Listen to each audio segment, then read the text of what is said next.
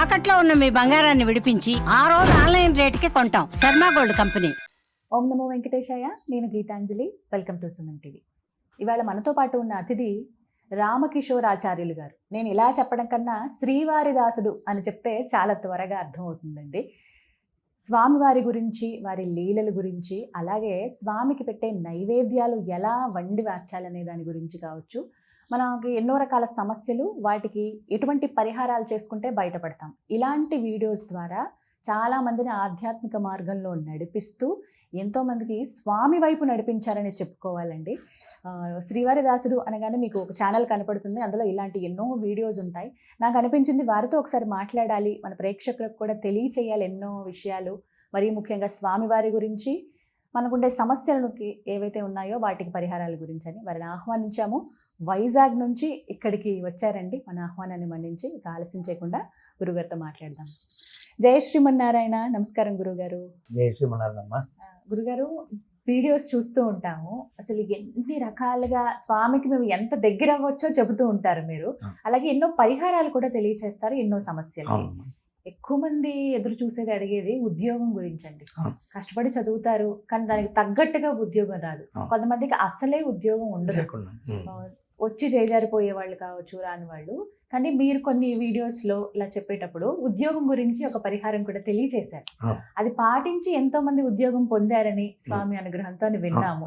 మరి మాకు కూడా తెలియచేస్తారు, ఇంకా తెలియని వాళ్ళు చాలా మంది ఉన్నారు ఉద్యోగం కోసం ఎదురు చూసేవాళ్ళు. తప్పకుండా. ఎందుకు ఈ సమస్య రావటము, అలాగే ఎటువంటి పరిహారం పాటిస్తే స్వామి ఖచ్చితంగా ఉద్యోగాన్ని ప్రసాదిస్తారు? ఇది ఉద్యోగం కోసం అయితే గనక శ్రీరామ పట్టాభిషేక సర్గ అంటే రాముల వారి అంతా పూర్తి అయిపోయి రాజ్యంగా వచ్చేసిన తర్వాత ఆయనకి పట్టాభిషేకం చేశారు కదా.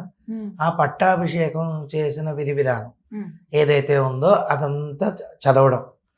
ఇది రామ పట్టాభిషేక సర్గ, శ్రీరామ పట్టాభిషేక సర్గ అంటే రాముల వారికి పట్టాభిషేకం చేసినటువంటి సన్నివేశాన్ని వాల్మీకి మహర్షి రచించినటువంటి సర్గ.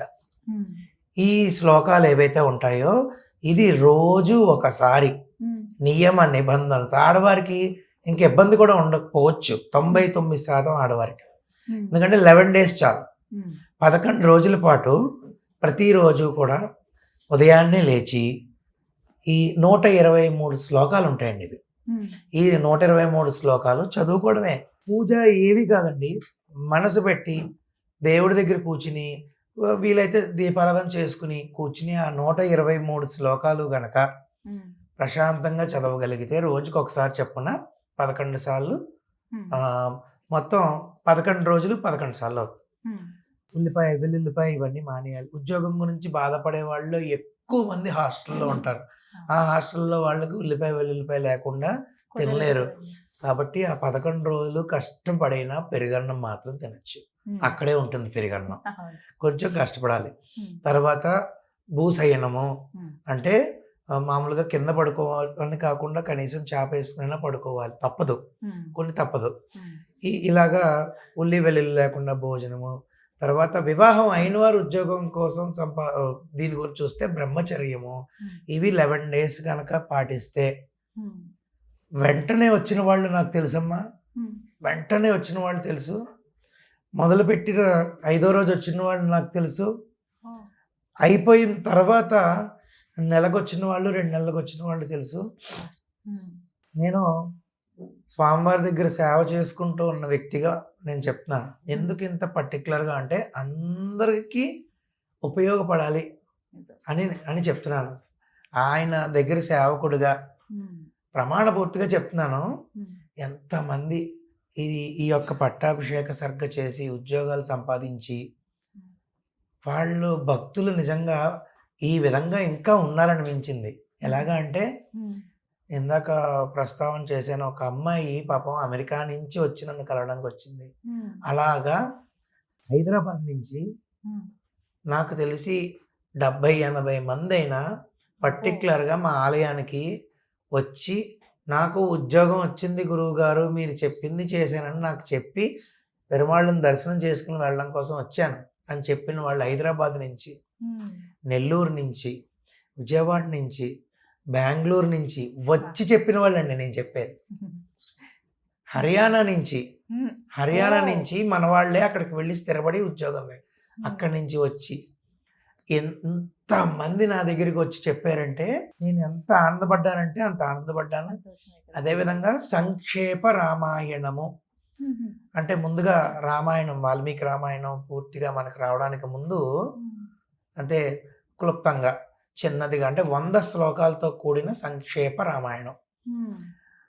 ఈ యొక్క సంక్షేప రామాయణంలో మళ్ళీ 6 కాండలు వచ్చేస్తాయి. ఉమ్. ఈ 100 శ్లోకాల్లో 6 కాండలు వచ్చేస్తాయి. ఇది కూడా ఇదే విధంగా పట్టాభిషేక సర్గ ఎంత అయితే మనకి కట్టబెడుతుందో రాజ్యాన్ని ఇస్తుంది, ఉమ్.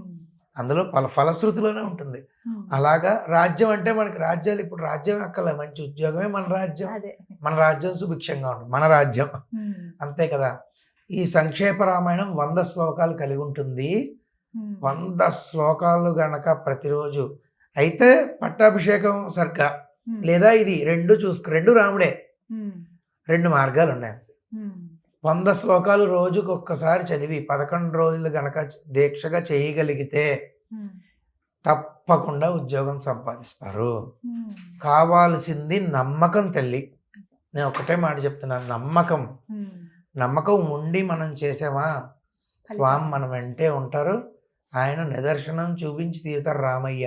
ఉమ్. ఎంతో కొన్ని వేల మంది ఉద్యోగాలు ఈ రెండు పాటించి సంపాదించుకున్న వాళ్ళు ఉన్నారమ్మా. ఉమ్. ఇది సత్యం సత్యం పునఃసత్యం. ఉమ్. మనం ఆ నమ్మకాన్ని గనక నమ్మకంగా చేయగలిగితే ఉమ్. తప్పకుండా మంచి ఉద్యోగం సాధిస్తారు. అందులో తిరుగులేదు. స్థిరత్వం లేదండి ఉద్యోగంలో. ఉమ్. ఉద్యోగంలో డెవలప్మెంట్ లేదు.